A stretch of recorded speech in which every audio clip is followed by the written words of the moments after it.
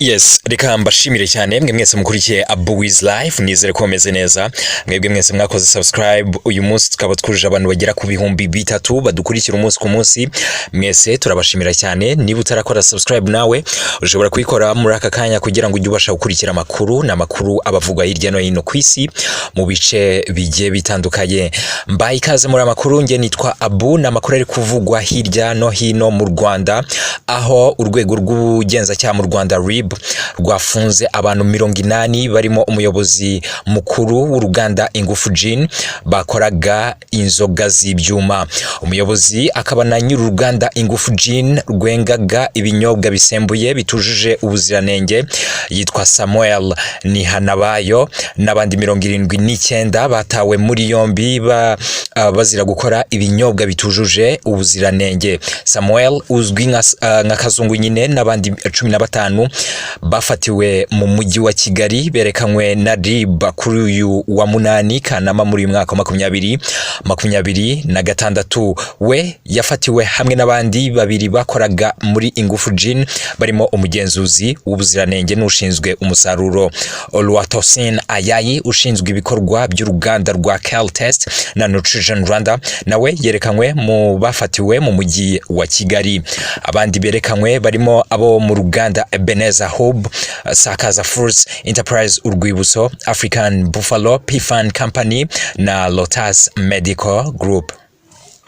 Kuva ku itariki 2 Kanama, ikigo cy'igihugu gishinzwe ubuziranenge bw'imiti n'ibiribwa Rwanda FDA cyafunze inganda zigera ku 148 zikora inzoga zitujuje ubuziranenge, kinahagarika ibinyobwa zikora.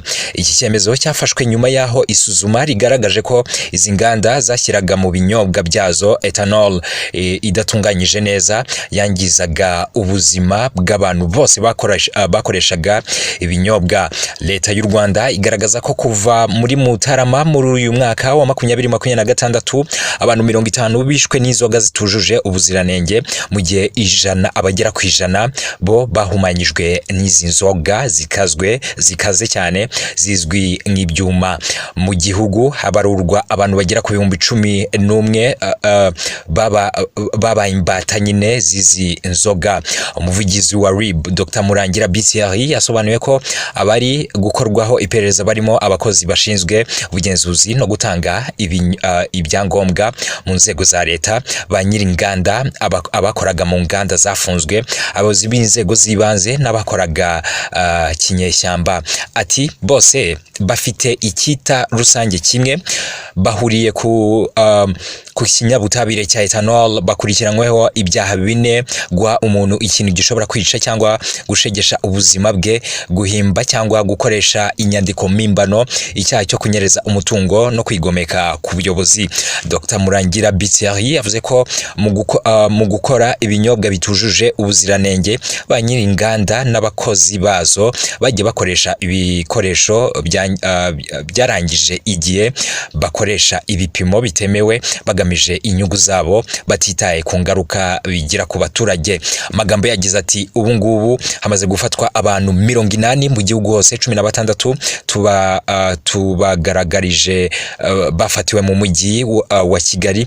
Iperereza kandi n'ubundi rirakomeje. Mu by'ukuri nta kintu na kimwe cyaguranwa ubuzima bw'abantu, kuko ibi byose biri gukorwa n'ineza ya rubanda. RIB yasobanuye ko mu bugenzuzi bwakozwe ku bufatanye n'inzego bireba byagaragaye ko hari inganda zakoraga zitanditse nyine, izindi zigakora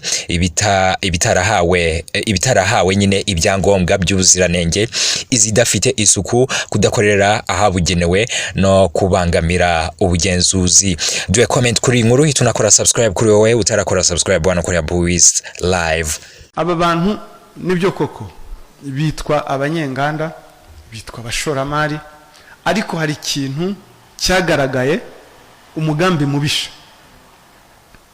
Aba bantu ibyo bakora harimo icyo bita umugambi mubisha wo gukora ibintu bifite standard ntoya kandi bakabikora nkana bagamije inyungu y'umurengera, hanyuma ntibanabibwira abo bita customers cyangwa se consumers.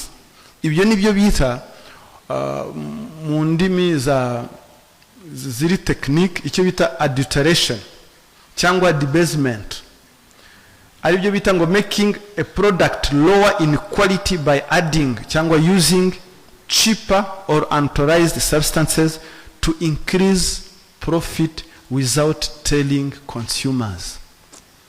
Icyo nicyo kintu bakoreye abantu, icyo bita adulteration. Akifatira ikintu bita ngo bise ngo raw material aricyo ethanol, bakaza bagahuza n'amazi kuri low quality, bagashyiramo ibintu bitujuje ubuziranenge, bagakoresha abantu batabyigiye. Ibyo byose bagamije kugwiza inyungu, ariko noneho ikigaragaza umugambi mubisha bakakwereka ko ibyo baguha ari good quality, ariko batakugaragarije ko ibyo baguha biri kuri standard runaka. Hari ejo bundi twaze tubona zanditse ngo wowe ukavuga ngo uri kunywa ramu ya he, ko twabonye ibigize ramu ibyo ari byo, ngo ni gin. Wumvaga bose gin. Ninde ukoresha spirit ivuye mu binyampeke nk'ikigori cyangwa se ibirayi kugira ngo akore spirit ivamo gin?